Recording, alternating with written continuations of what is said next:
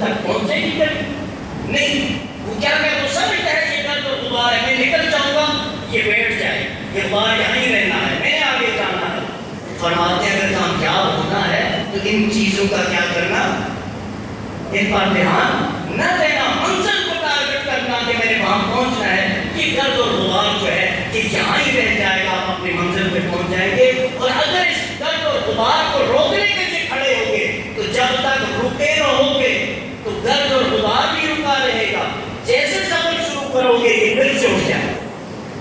میں عرض کر رہا تھا اللہ تبارک تعالیٰ نے, اور میں بات میں عرض کرنا چاہ رہا تھا, یہ جو ریت کے ذرات ہیں, یہ مٹی کے ذرات ہیں, یہ جو گرد اور غبار ہے, کبھی اس کو اہمیت دی ہے؟ یقیناً نہیں دیتے. لیکن میرا رب جب اسی گرد اور غبار کو حکم دیتا ہے آندھی اور طوفان کی شکل میں ہو جا, تو یہ کیا اثر کرتے ہیں یہ بھی آپ دیکھتے ہیں.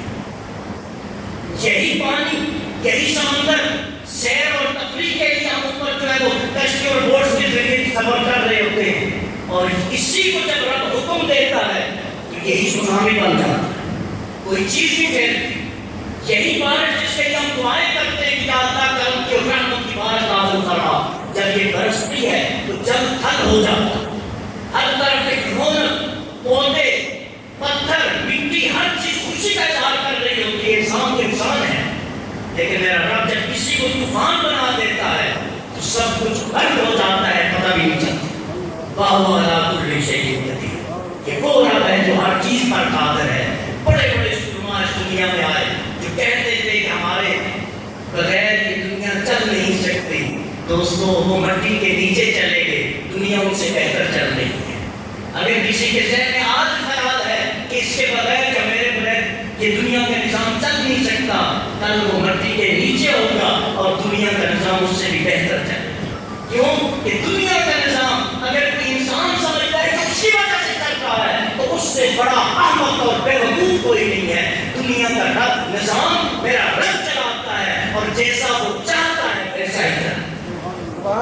کیونکہ رب کی شان کیا ہے, اذا شاء, جب وہ چاہتا ہے تو کیا ہوتا ہے, یکن وہ ہو جاتا ہے. ویسا لم یشاء, اگر وہ نہیں چاہتا, لم یکن, وہ ہو ہی نہیں سکتا. سارا جگ کوشش کرے ایسا ممکن نہیں ہو سکتا.